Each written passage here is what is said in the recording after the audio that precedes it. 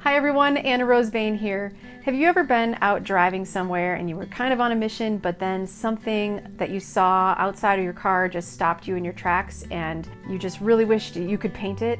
Well, that happens to me on pretty much a daily basis, and earlier this year I was on my way to church and it was early in the morning and I happened upon the most spectacular sunrise.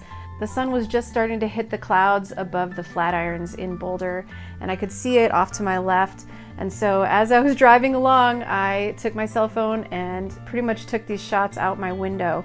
And so I took a whole bunch of them, and when I got home later that day, I was able to piece together an idea or some semblance of what I might use for a composition for a painting. In this video, I'm going to show you how I've taken some of the sketches that I did from some of those cell phone photos and decided on a composition based on those, and also a composite of the photos that I put together in Photoshop. And so I'm going to base my little 20-minute study on that. This could be a great way to do a warm-up for a larger studio piece if you would like. So that's kind of how I'm treating it. Maybe eventually I'll do a larger painting of this same scene. I'm treating this as my color study and just a way to warm up for a more in-depth session in the studio. Anyway, I hope you enjoy this. It's a little bit different for me, not my usual dive right in with paint approach, and hopefully you can try it for yourself. As always, I've included the reference photo if you would like to follow along, but in this case I've also included several of the photos that I based my composite on. So if you would like to design your own composition from the photos for yourself, give it a go.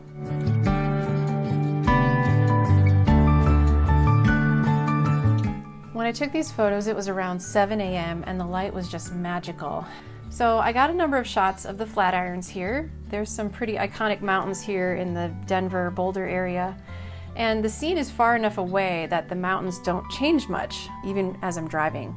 But the foreground elements do change, so I'm going to use the thumbnail sketches to help me figure out my composition for painting. This isn't a new concept. You'll find that a lot of great artists, both past and contemporary, have used this method for designing a painting, and they'll often do it right there in the field. One of my favorite resources for learning how to design a landscape is called The Composition of Outdoor Painting by Bain, and it's a classic, and there's a lot of fantastic information in there for beginning and experienced painters alike, so a great reference if you've never heard of it. So as I'm doing my sketches, I'm keeping in mind that I want to have a horizontal rectangular format, possibly in a 1:2 ratio. My canvas for the painting ends up being a 4:8. And in this first sketch, I'm making the mountains slightly centered with a tree off to the left and the clouds up above, but not directly above the two peaks like they are in the photos. And then in the second sketch, I'm playing around with having the mountains lower in the composition so there's less foreground, and I've moved them off to the right. In the third sketch, I've put the tree on the opposite side of the composition and centered the mountains. Ultimately, I end up going with something like the first sketch, which intuitively felt like the better composition to me. All right, to start out today, I'm going to be using some Vine charcoal to sketch my design on my canvas. And then the colors I'll be using today are transparent oxide brown, vivid magenta medium. This is cadmium yellow, warm light yellow, titanium white, vivid blue, radiant turquoise, phthalo blue, and ivory black. And all the brands are listed below in the video description. For my brushes today, I'm using two different brushes from Rosemary and Co. They're both long filberts, ivories. I've got a size 2 and a size 4. So since I've already worked out my design in the thumbnail sketches that I did earlier, this should be fairly straightforward. And now it's just a matter of blocking it in very quickly on my canvas and making sure that I have things where I want them to be. So I've got my mountain range here. This one's going to come a little bit further towards the middle. Doesn't need to be perfect. This is just a little color study that I'm doing here. And then I've got my clouds, which I want to make sure I don't position them equally above the mountain ranges here, or about above the peaks of the mountains. That would look a little silly if they're echoing the shapes too much. So I want to mix that up. And of course, I'll be pushing and pulling the paint around as I go. But the main thing with a painting like this is just knowing what colors to start with. And so I'm going to plan on starting with my warms in the clouds. And this is the same way I might approach it if I were doing this from life, just because the colors change so quickly, and the pinks of the sunrise are usually what are the first thing to go.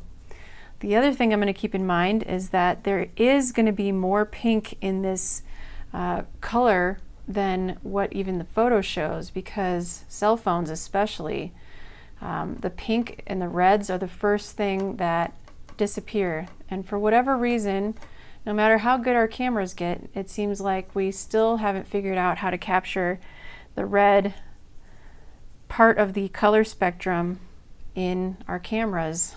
So I'm going to play that up even more than what I'm seeing in my photo. And I'm starting with warm light yellow. I may not even use white, and if I do, it's going to be for perhaps some of the snow on the mountains, but really this warm light yellow serves as a great base color for this, with some of that yellow and some of the magenta in there. Mixing that in.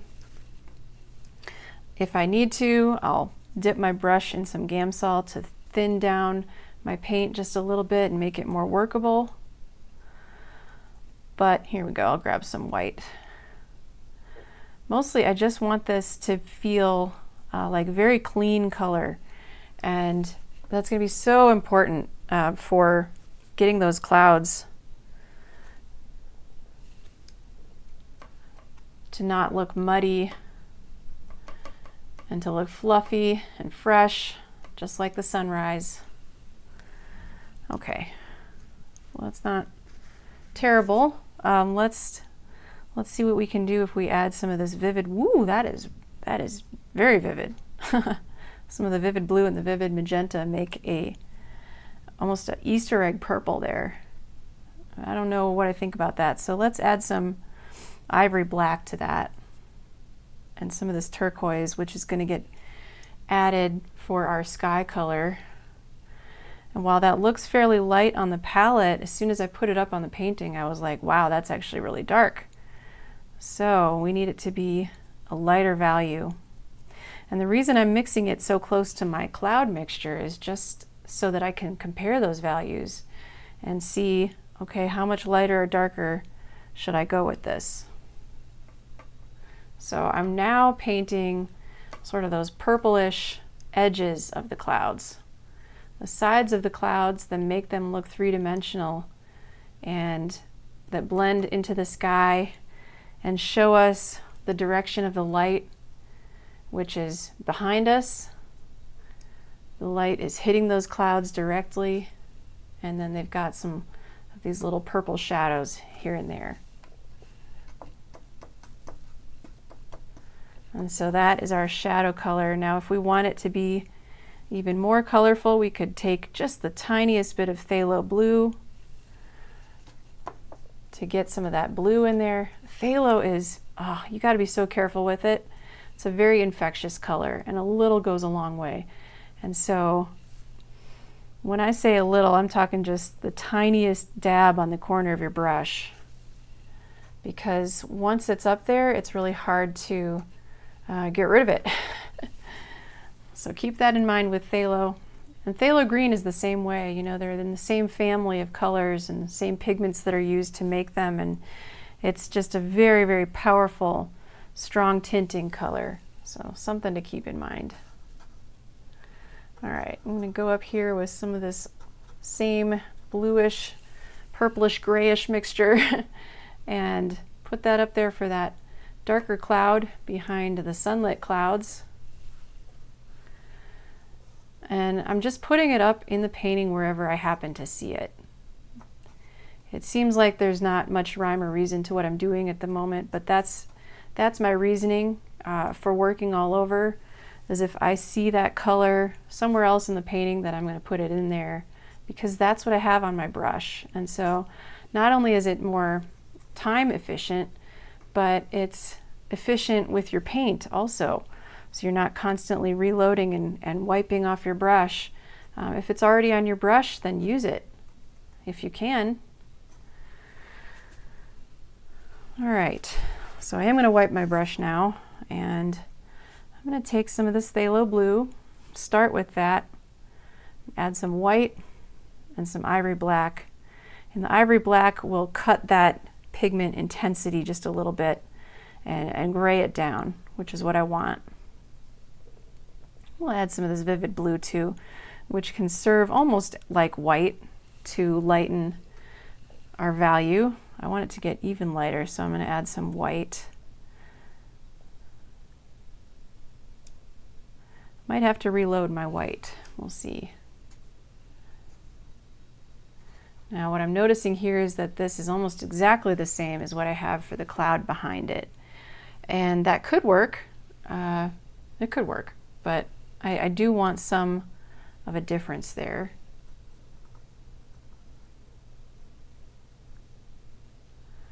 So here I'm going to go in and start defining that mountain shape with some of this darker blue. But those mountains, you know, my memory of them is that they were just luminous and the colors were incredibly vivid. So I've picked my vivid blues and my vivid magentas and all these bright colors, you know, phthalo, such a bright color, to help with that memory that I have, and just knowing that that's how it looked. And the photo is pretty bright already. I mean, you can see all the color in there, but in reality it was even more colorful than that. So just trying to remember that without allowing my colors to get garish or cartoony looking. You know, it's a fine line we walk, right, between realism and cartoony. And so that's where it's just so important to be focused on values first and then the color, because you can get away with a lot of wild color if your values are spot on.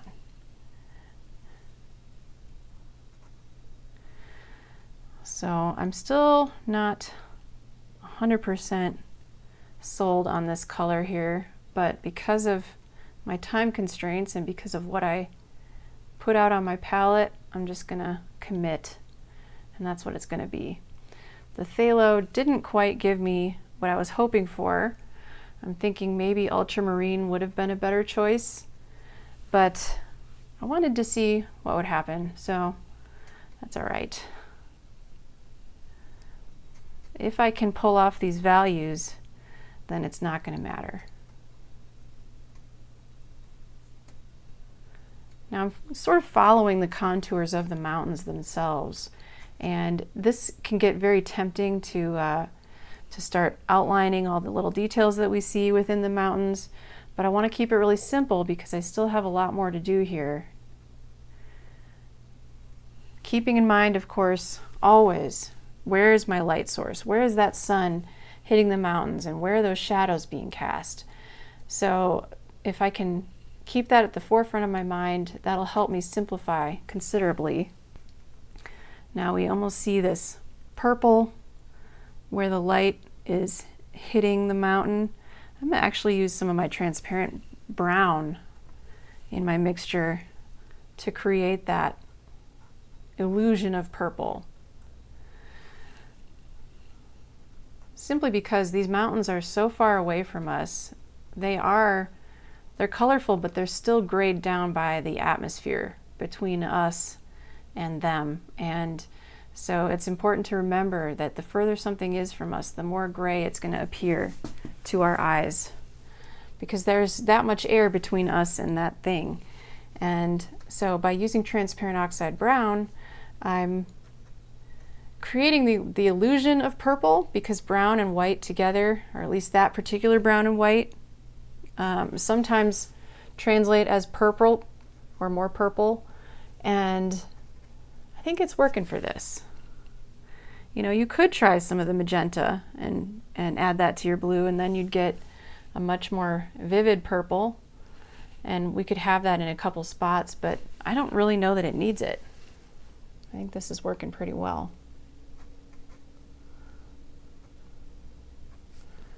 So a couple spots for that. Not too busy. We're going to keep it simple. All right, and then keep that mountain range going. I'm not even going to worry about all the specific shapes.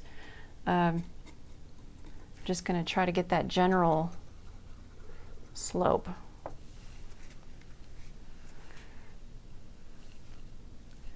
And then we're over halfway done already, so it just goes by just like that. Taking some black, some brown, and some magenta for this foreground plane in front of the mountains. Not worried about my tree yet. We'll get there. And then I'm just going to use the black and the brown with whatever is still left on my brush for that darkest foreground value.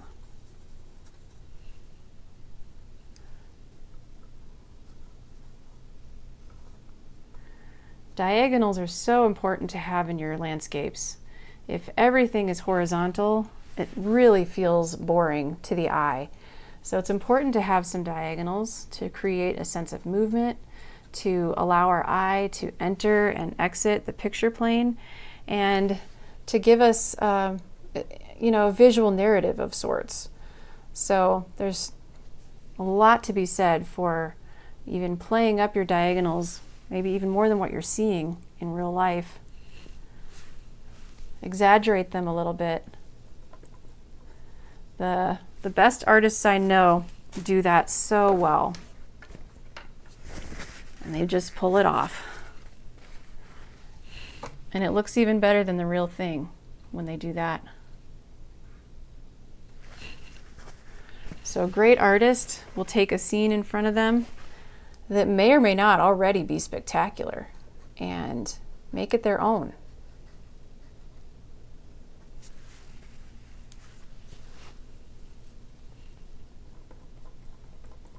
Just finishing off that corner there.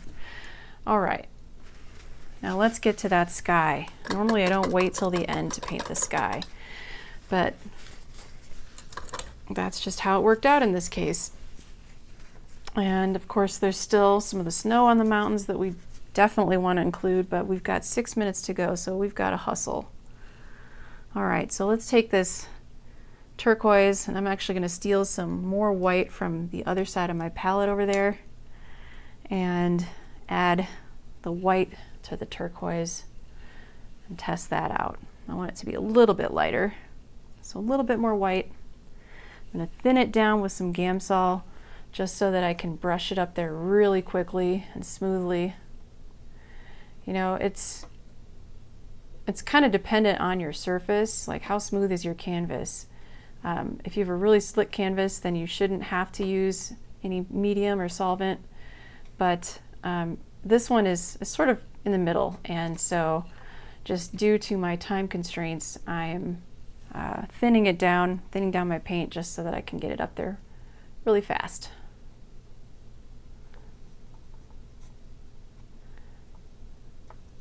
And I'm painting up to my other cloud shapes.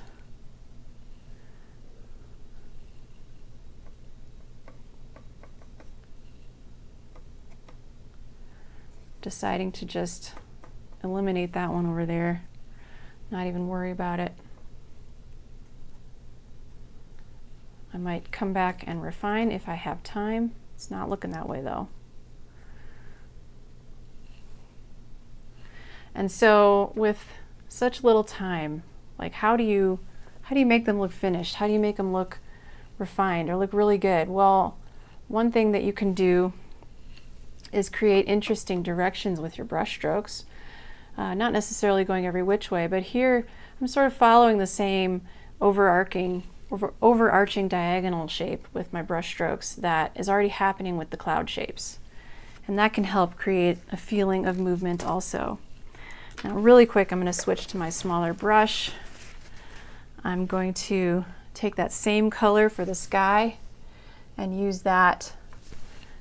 Got to load up a little bit more. I'm going to use that for the snow on my mountains. Not even going to bother mixing up a new color for that. Even if it does feel like it might be a slightly different color, it doesn't matter. This is going to work to create that illusion of snow. that was a little too big.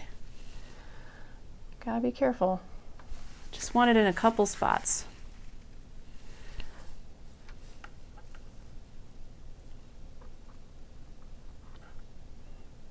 This kind of thing can really take time away from your painting, so you got to be selective about it. Right there, that's a shadow.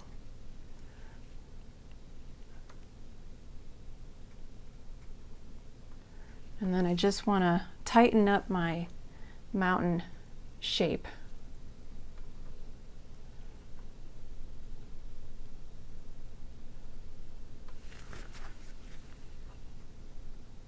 To me, this area feels still a little too contrasty, so I'm going to simplify that back down.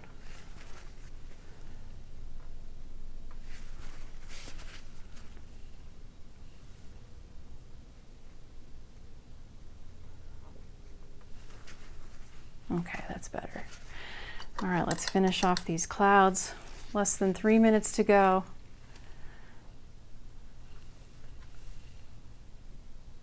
So I'm just taking what's on my palette, working with it, finding that maybe there's too much yellow in that mixture for what I want here.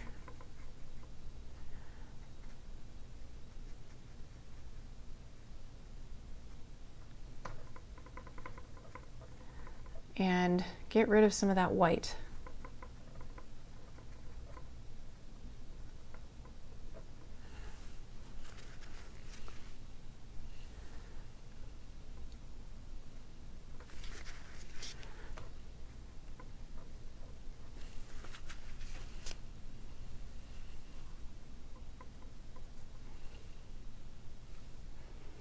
So many more shapes in these clouds that I could refine and add some more interest to, but right now I've just got to pick and choose, okay, which ones are the most important? Which ones should I include?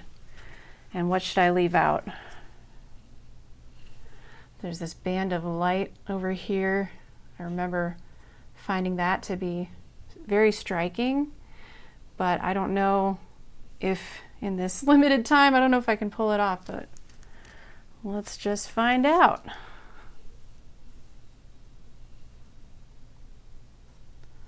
Just gonna get this all filled in.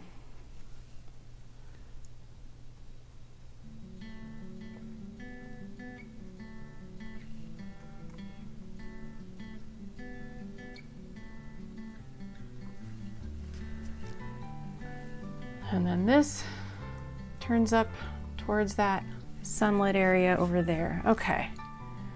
All right. Starting to come together.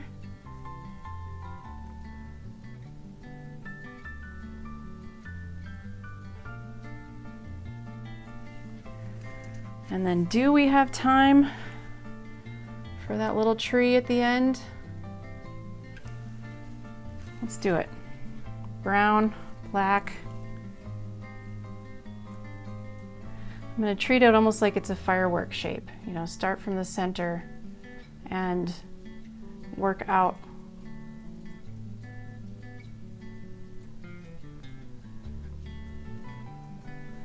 Like a little sunburst. Got to give it some dark so it doesn't feel mushy. And the paint is very wet, so it's not exactly responding the way I want it to. So I keep having to go back and reload. And just like that, time is up. All right, a couple more little strokes here. You know I always do this, can't help myself. But that's it, that's my little 20-minute sunrise mountain study. I hope you enjoyed. I hope you'll try this one too for yourself. These colors are really fun to work with. I wasn't so sure about the phthalo blue at first, but now that I'm looking at it, I'm really enjoying how it looks. So give this one a try. I've included all of the photos that I worked from, including the composite that I put together based on my final sketches. So check those out. Figure out a composition for yourself. It doesn't have to be exactly what I did. And enjoy the process.